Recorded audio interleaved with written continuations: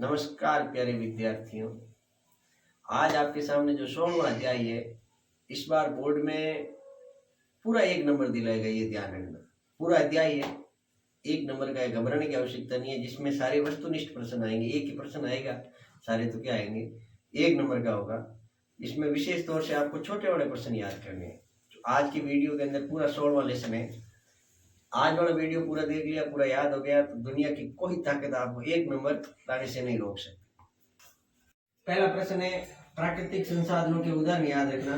मृदा, जल, खनिज, वायु और भी कई सारे होते हैं। इनमें से उदाहरण पूछे जाते हैं नवीकरणीय और अनवीकरणीय। नवीकरणीय को क्या कहते हैं, समापीय या असमापीय? क्या कहते हैं वैदिल को? नवीकरणीय को अक्षय तो कहते हैं, असमापीय कहते हैं, असमापीय जो कभी समाप्त होने वाले नहीं, ये ध्यान रखना। और अनवीकरणीय को क्या कहते हैं? समाप्य कहते हैं। प्राकृतिक संसाधनों के उदाहरण याद रखना, सूर्य का प्रकाश, समुद्री जल आदि। और अनवीकरणीय के अंदर कोयला, पेट्रोलियम सीमित है, खनिज आदि। स्टेक होल्डर 1 नंबर का क्वेश्चन, सारे 1 नंबर के इसी पार्ट में। वनों पर जो निर्भर रहते हैं, वनों के अंदर रहने वाले, वनों के आसपास रहने वाले लोग जो केवल और केवल वनों के ऊपर निर्भर रहते हैं, दावेदार रहते हैं, उनको स्टेक होल्डर कहा जाता है। अब जो वर्षा का जल होता है, उसको एकत्रित करने की, संग्रहण करने की जो विधियां हैं, अलग अलग जगहों पर अलग अलग नाम से जानी जाती है।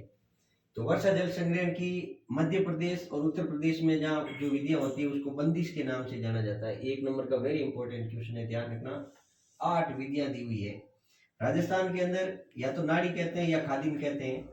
महाराष्ट्र के अंदर वर्षा जल संग्रहण को या तो ताल कहते हैं या बंदारस कहते हैं।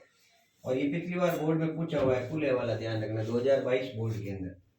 कट्टा कर्नाटक के अंदर कैसे क्या याद रखना। सुरंगम केरल के अंदर, कुले एचपी का मतलब हिमाचल प्रदेश, और आहर तथा पाइन बिहार के अंदर, और एरिस नाम से जाना जाता है तमिलनाडु के अंदर।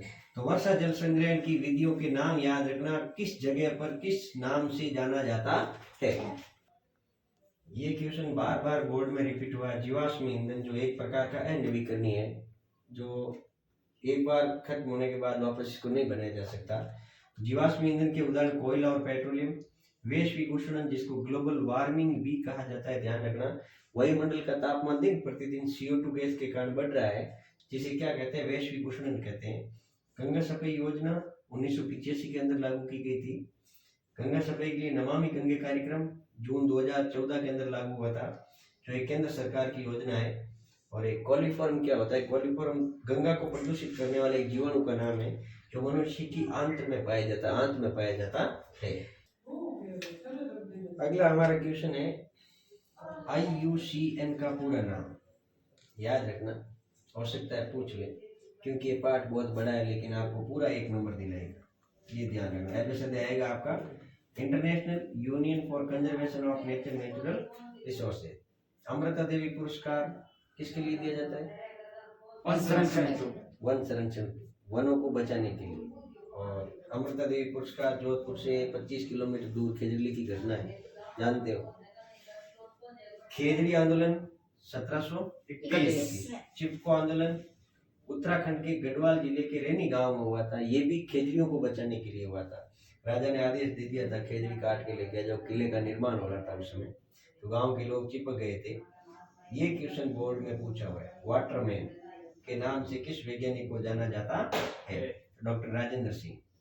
वाटरमैन किस नाम से जाना जाता है? राजेंद्र सिंह। और इनको 2015 में स्टॉकहोम पुरस्कार दिया गया था, याद रखना, स्टॉकहोम पुरस्कार। 3R सिद्धांत पर्यावरण को बचाने के लिए, जिसमें 3 R है। पहले R का पूरा नाम क्या है दिलकुश? कम उपयोग। जितना हो सके उन चीजों का कम उपयोग करें, पुनः चक्रण करते रहें और बार बार उपयोग करते रहें। तो पर्यावरण को बचाने के लिए एक सिद्धांत लागू किया था, उसका नाम 3R है। सरदार सरोवर बांध किस नदी पर बना हुआ है? नर्मदा नदी पर, याद है ना। और टेहरी बांध गंगा नदी पर। तेंदू पत्ती का उपयोग कंपटीशन एग्जाम में पूछा जाता है, ये क्वेश्चन ध्यान रखना। बीड़ी बनाने के लिए किस पत्ती का उपयोग किया जाता है? तेंदू। और CFC का पूरा नाम? क्लोरोफ्लोरोकार्बन। तेरे को पता है? अब आगे जो स्टॉकहोम पुरस्कार था वन जल संरक्षण के लिए दिया जाता है। और अपर्याप्त ऑक्सीजन की उपस्थिति में अगर जीवाश्म ईंधन को जलाते हैं तो सबसे विषैली गैस उत्पन्न होती है, कार्बन मोनोऑक्साइड CO। ध्यान रखना। कई क्वेश्चन है, लगभग 5-7 क्वेश्चन है जो पीछे रह रहे हैं इस बार। अगले वीडियो मिलेंगे आपको बहुत जल्दी, तब तक के लिए तैयार करते रहिए, पढ़ते रहिए, व्यस्त रहिए। धन्यवाद।